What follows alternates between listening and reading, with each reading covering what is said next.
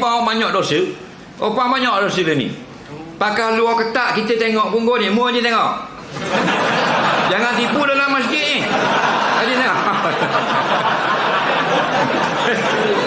Aku tengok kau.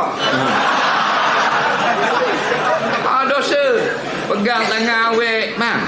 Tengok cerita Hindustan pusat jelek. Lagi. Tengok cerita kau putih pakai spender saja bikini. Tengok tak?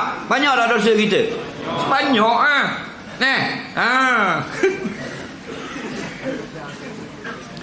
Tapi pelik-pelik pesanlah ke anak-anak tu, tutup aurat molek-molek lah. Kita orang Islam.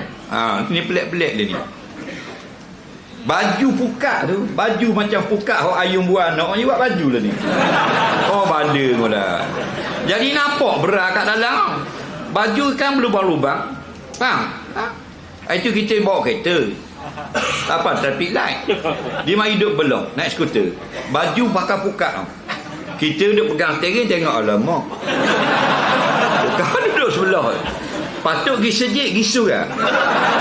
Jadi bengong-bengong jadi. Faham? Dok tengok rugi. Faham? Jadi tuan punya badan banyak dosa. Kita satu dosa sekali pandang, satu dosa. Tapi perempuan tu 1000 orang tengok, 1000 dosa. Dia pergi ambil gambar pula jadi statik letak dalam Facebook atau email JPEG ke apa ke, RAW ke apa, orang duk tengok 1000 tahun dosa.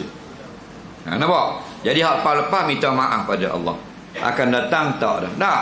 Ingatlah kau perempuan, bukan tadi nak berlawa, nak keluar rumah ingat dua benda.